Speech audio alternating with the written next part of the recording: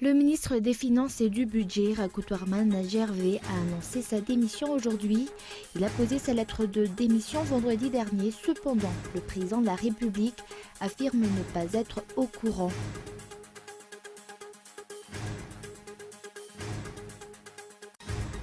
« 74 577, tel est le nombre des candidats à l'examen du baccalauréat pour cette année 2017. Comparé à l'année dernière, ce chiffre a connu une hausse de 1,87%.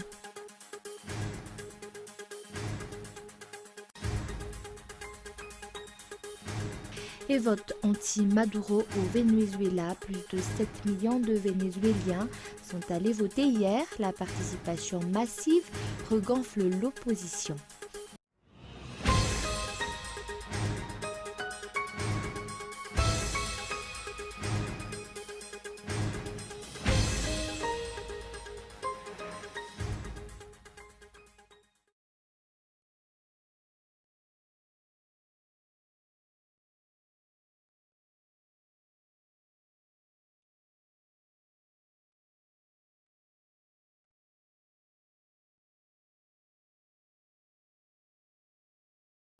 Bonsoir à tous et merci d'être fidèles à ce rendez-vous avec l'actualité en français sur Cool TV. À la une, le ministre des Finances et du Budget, Rakotwarman Gervais, a annoncé sa démission aujourd'hui. Il a posé sa lettre de démission vendredi dernier. Cependant, le président de la République affirme ne pas être au courant. Les personnalités politiques n'ont pas manqué de faire une remarque sur le mode de fonctionnement du gouvernement. Reportage. Après le dépôt de sa lettre de démission à la présidence de la République vendredi dernier, le ministre des Finances et du Budget, Rakotwarman Gervais, a annoncé sa démission au public lors d'une conférence de presse qui s'est tenue ce jour à Anoussi. Les objectifs ne sont pas les mêmes et les manières de procéder en termes de gestion financière se diffèrent. Telles sont, selon ses explications, les raisons qui ont poussé le ministre des Finances à officialiser sa démission ce jour. Interrogé par les journalistes lors de l'inauguration du pont Kamouri à Majinga, le président de la République affirme ne pas être au courant sur ce sujet. Selon l'analyste politique Danoara Julien, il s'agit d'une mésentente depuis pas mal de temps au sein de l'exécutif. Le député Ranjian Giri réitère que cette démission est la preuve de la mauvaise gestion et mauvaise gouvernance imminente dans le pays. Selon ses dires, il s'agit d'une divergence de vues dans la manière de conduire la politique économique et financière du pays. Pour nous, ce n'est pas une nouveauté. À travers les réflexions et les dires du ministre depuis ces 2 ans et demi qu'il était au sein du ministère, nous avons déjà aperçu cette divergence. Que ce soit les bailleurs Banque mondiale ou Fonds monétaire international avaient déjà cette lassitude de gérer et de discuter sur le financement et l'avenir de Madagascar. Pour nous, il s'agit, rien que moins, que d'une divergence au sein du gouvernement. Au président de la République d'en tirer les conséquences et les conclusions. Selon les explications, nombreuses sont les raisons et hypothèses ayant provoqué ces démissions. Il s'agit également des conditionnalités requises par les partenaires et bailleurs internationaux. Rappelons que les journaux ont déjà parlé de cette démission avortée hier. La mésentente au sein de l'exécutif s'affirme de plus en plus actuellement. La suite de cette démission est attendue par tous. Dans son allocution de ce jour, le ministre des Finances et du Budget n'a mentionné aucun remerciement à l'endroit du Premier ministre. Il a évoqué les efforts fournis lors de l'exécution de sa fonction depuis 2 ans et demi. Il a également réitéré dans son communiqué qu'il n'y a aucune transparence dans le pays. Les lois ne sont pas respectées. Les intérêts publics sont totalement mis de côté au profit des intérêts personnels des dirigeants. Les subventions exceptionnelles à l'endroit de 35 communes qui ont mené à l'emprisonnement de Claudine Razay Mamoundi sont remises en cause et peuvent figurer parmi les objets de cette démission. Et sur le plan diplomatique, l'ambassadeur de l'Afrique du Sud à Madagascar ainsi que la représentante résidente du PNUD à Madagascar ont réitéré que la démocratie est loin d'être une réalité dans le pays. Et comme tout autre observateur, les explications de ces 2 personnalités rejoignent les affirmations disant que Madagascar n'est pas un pays démocratique. Reportage. La liberté d'expression n'est pas effective à Madagascar. Les dirigeants n'appliquent pas totalement la démocratie, explique l'ambassadeur de l'Afrique du Sud lors de la cérémonie d'ouverture de la journée internationale consacrée à Nelson Mandela. Madagascar a encore des efforts à fournir pour assouvir la démocratie. But I must say that we all, as citizens of countries, have got a responsibility. So you need to express, but constructively.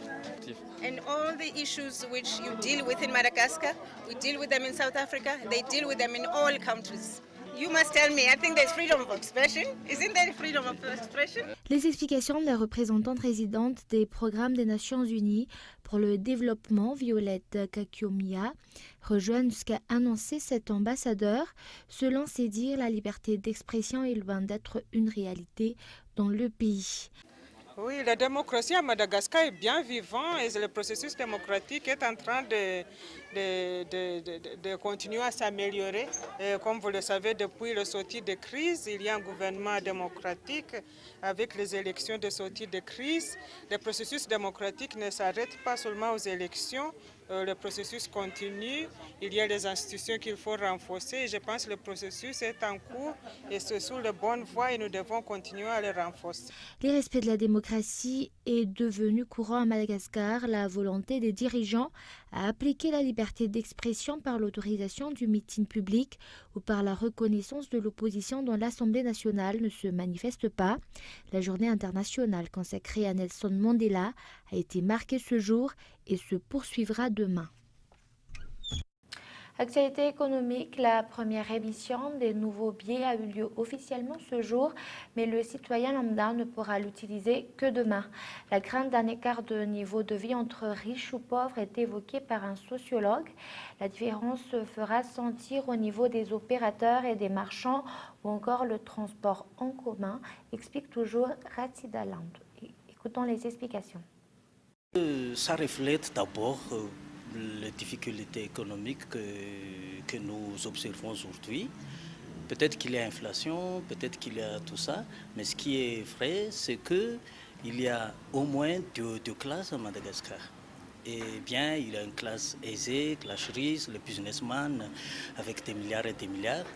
Ça ne pose pas de problème pour eux. Pour les petits peuples, surtout les classes pauvres avec des prix allant de 100 rials, 300 rials, ça va être un peu difficile. Et les transporteurs ont déjà signalé à maintes fois que ça ne va pas passer chez nous.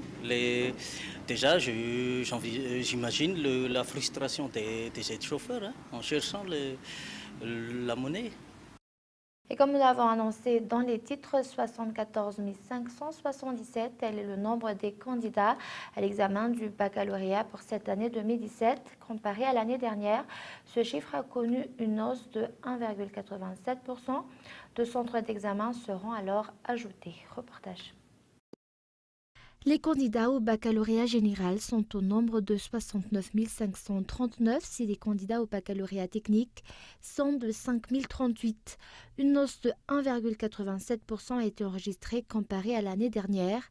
Pour cette année, le cadet des candidats est âgé de 12 ans si le senior est alors âgé de 74 ans. La majorité des candidats ont opté pour la série D. Les centres d'examen dans la ville d'Antananarivo et les périphéries sont au nombre de 115. Compte tenu de la hausse des candidats, de nouveaux centres d'examen ont été ajoutés, notamment à Talatavulnunj et Maasulu. Jusqu'ici, tout semble dans l'ordre, explique ce jour le président de l'université d'Antananarivo. Selon le programme mis en place par les examens nationaux, tout est prêt. On attend seulement le jour J. En tout cas, il ne devrait plus y avoir d'anomalie. À titre de rappel, l'examen du baccalauréat général aura son coup d'envoi le lundi prochain pour se terminer le 28 juillet. Celui de la deuxième session du baccalauréat technique de son côté se fera le 31 juillet au 3 août prochain. Les résultats sont prévus sortir le 25 août. Et avant de passer aux actualités internationales, l'État a fait la sourde oreille face aux revendications des anciens militaires par rapport à leur droit aux alignements. Des représentants du mouvement sont alors allés demander une audience auprès de la présidence afin que le président de la République réponde à leurs réclamations. Reportage de Muramanch. Toutes les actions menées par les anciens militaires afin de lutter pour leurs droits ont été mises en vain. 3 mois après leur réunion avec le gouvernement, l'alignement revendiqué ne s'applique toujours pas. Faute de moyens financiers du gouvernement, le rappel sur solde n'a pas été pris en compte dans leurs revendications. Le président de l'association des anciens militaires de préciser qu'il appartient au président de la République de leur apporter une explication concernant leur situation. Autrement, les anciens militaires vont opter pour une mesure beaucoup plus stricte. On a demandé une audience auprès de la présidence il y a longtemps et c'est seulement jeudi dernier que l'on a eu la réponse. Actuellement, on va envoyer une autre lettre pour demander pour la dernière fois quand exactement l'application de l'alignement aura lieu dans un bref délai que l'on nous a accordé il y a 3 mois. Et il faut nous dire si cela va avoir lieu ou non. C'est tout ce qu'on veut savoir. Une assemblée générale va avoir lieu pour déterminer la suite des actions syndicales. Les revendications syndicales se multiplient ces derniers temps, telles que la grève des magistrats, les revendications des agents de la douane, les greffiers et bien d'autres. Revendications diverses qui constituent des facteurs d'instabilité pour le régime en place. L'actualité internationale, sortie du Royaume-Uni de l'Union européenne, deuxième round de négociations à Bruxelles, vont-ils enfin trouver la porte de la sortie? Reportage de France 24. Cette fois-ci, ils entrent dans le vif du sujet. Michel Barnier pour l'Europe, à ses côtés, le Britannique David Davis. Les deux hommes ont la lourde charge de négocier les modalités du Brexit. Pour nous, il est important de faire maintenant de sérieux pas en avant, de négocier, d'identifier les différences afin que nous puissions les traiter et les similitudes afin de pouvoir les renforcer. Maintenant, il est temps de se mettre au travail et de faire en sorte que ces négociations soient couronnées de succès. Mais la tâche ne sera pas facile. Parmi les dossiers sensibles, la facture dont devra s'acquitter le Royaume-Uni. Essentiellement des engagements financiers pris par rapport au programme de l'Union européenne et qui doivent encore être payés. Un montant évalué entre 50 et 100 milliards d'euros. À Londres, on ironise sur ces estimations. Les montants dont j'ai entendu parler me semblent exorbitants. Alors je pense qu'on peut dire qu'ils peuvent toujours courir.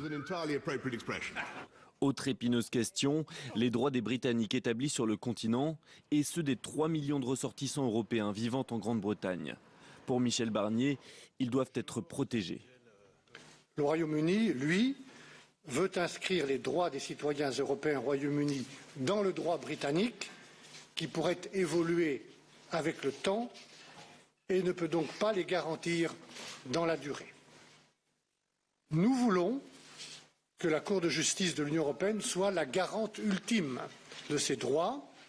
Si les discussions progressent, les 27 pourraient lancer la réflexion sur des négociations commerciales lors du Conseil européen mi-octobre.